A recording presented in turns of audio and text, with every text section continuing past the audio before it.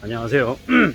우리가 살아가는 인생이 뭐 영원히 괜찮을 것 같고 영원히 저 위에서 영원히 아주 괜찮은 자리에서 승승장구하고 불멸의 모습을 볼 것 같지만 그렇지 않습니다.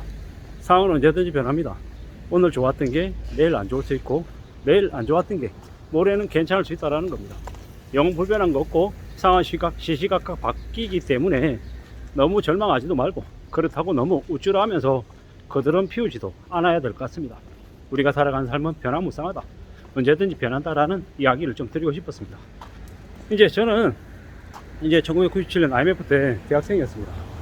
그때 되게 충격적이었던 건 뭐냐면 이제 선배들이 갑자기 사라지는 거예요. 왜냐? 왜겠습니까? 경제적인 문제 때문인 거죠. 사라지는 거죠. 휴학하고 이제 1년 동안 이제 돈 벌어서 다시 복직 가겠다, 복학 가겠다라고 했지만 그 이후에 다시 돌아오지 않는 이들이 되게 많았습니다. 1997년, 98년 IMF 이후에 꽤나 혹독했습니다. 취직을 해도 합격을 해도 발령 대기, 입사 대기라고 하는 게 있었습니다. 그게 무슨 말인가 싶을 정도죠. 그 당시에는 그런 일이 갑자기 터졌죠. 저 때만 해도 군대를 가기 전에 취직을 해놓고 군대를 가는 사람도 있었습니다.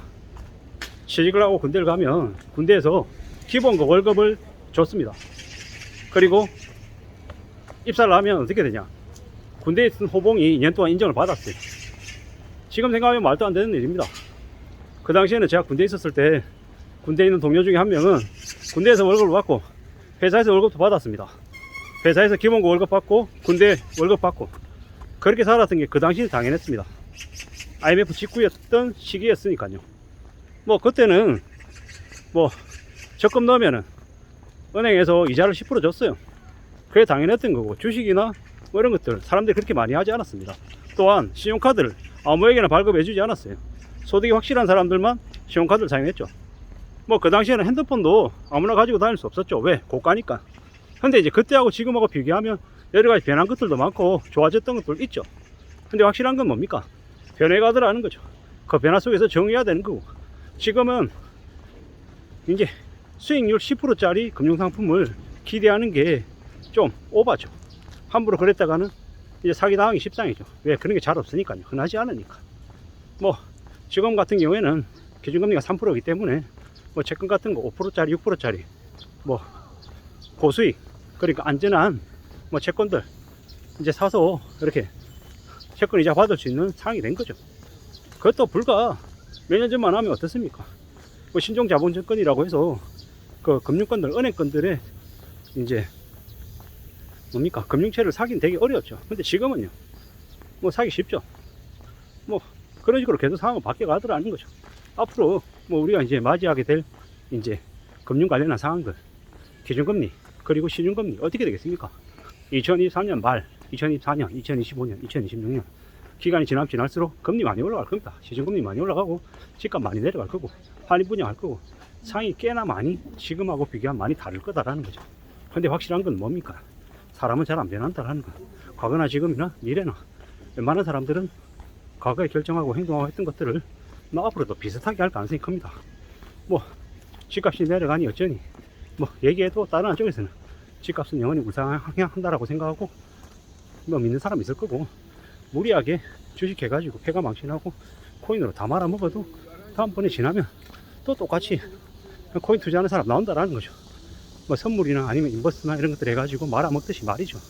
결국에는 다 각자 자기의 판단, 자기 결정에 따라서 책임을 지는 건데 너무 수월하게, 너무 쉽게 만만하게 살려는 사람들 너무 많다라는 거죠. 부모한테 엄마뱅크로 3억 5억 받아가지고 그게 자기 돈이냐? 자기 돈은 맞지만 자기가 땀 흘려서 번 돈이 아니다 보니까 쉽게 생각하는 거죠. 그러니까 거기다 엎쳐가지고 5억 7억 추가로 대출해서 개포동의 아파트 14억이다 15억이다 30평 분양 받는 거예요.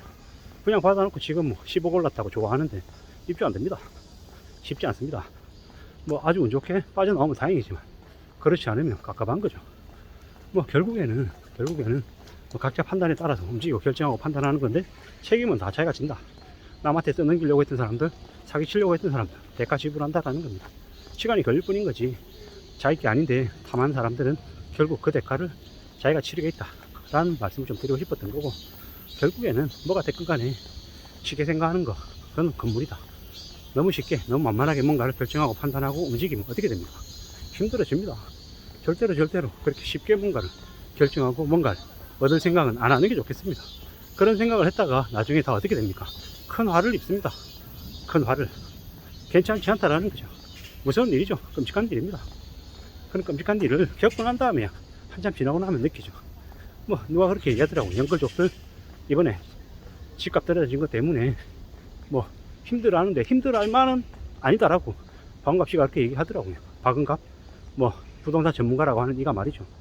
힘들어하는 것만은 아니다. 뭐 엄청난 수업료를 내고 이제 집을 쓰는 거죠. 뒤지는 거죠. 삶이 얼마나 힘든지 이제 뼈저리게 느끼면서 사는 거죠. 우리가 이제 일본 만화 영화 짱구 이렇게 보잖아요. 짱구 아빠 개장인데 32년 주택담보대출 남은 그 집으로 와서 환영한다고 짱구가 아빠한테 이제 비아냥거리면서 얘기하죠. 근데 그게 짱구는 그나마 나았다라는 겁니다. 왜? 그 당시에 일본 상황은 나았기 때문에 지금보다 라고 이제 얘기할 수 있는 거죠. 앞으로 우리네 상황은요 점점 더 참혹해지고 더 힘들어지고 살벌해지고 엉망으로 바뀔 겁니다. 절대로 괜찮지 않습니다. 지금의 상황을 맞이하는 빚을 내가지고 감당 못할 이자 때문에 허덕이는 사람들이 앞으로 어떻게 됩니까? 상상을 초월하는 대충격을 겪게 되고 그들이 우리의 삶에서 어떤 모습으로 나타날지는 안 봐도 비디오입니다. 일본을 보면 알 수 있다는 거죠. 일본에 부모 자식 간에도 사륙이 벌어지고 온갖 사건 사고들이 넘쳐납니다. 왜겠습니까? 가정이 무너지니까요. 가정이 제대로 일어서지 못하니까. 부모가 투기하고 막장기 돼서 가족이 해체되면 그 가족 구성원들이 가족을 어떻게 보겠습니까? 원수 보듯이 하는 거죠. 원수 보듯이. 그게 이제 앞으로 벌어질 일입니다. 절대로 괜찮지 않을 엄격한 어마어마한 대충격, 대혼돈, 지옥이 펼쳐지는 거죠. 가족들 간에 살육이 벌어지는 그런 잔인한 현실들이 앞으로 열릴 거다라고 보면 맞습니다. 우리가 살아간 삶이 얼마나 힘든지, 무서운지, 두려운지 뼈저리게 느껴야 됩니다. 절대로 괜찮지 않습니다. 아무도 대신해주지 않고 그냥 괜찮다 기다리면 돼, 버텨라 라고 얘기하지만 버티면 나중에 어떻게 됩니까?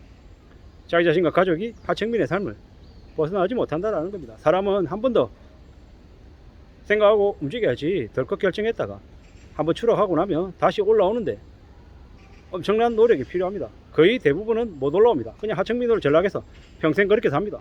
누구 때문에요? 특이한 가족 때문에. 대한민국에 300만 명이 DSR 70%, DSR 100%인 사람이 175만 명. 이게 뭘 뜻합니까? 300만 명은 지금 월급 받아가지고 빚 갚느라고 돈 다 쓰고 생활비 없다라는 겁니다. 그게 지금입니다. 300만 명이면 대한민국 5천만 명 중에 어떻게 됩니까? 한 18분의 1입니까? 그러면 가족 3인 가족, 4인 가족 이렇게 따지면 대략 어떻게 될까? 18의 1이니까 대략 따지면 한 6분의 1쯤 됩니까? 7분의 1쯤 됩니까?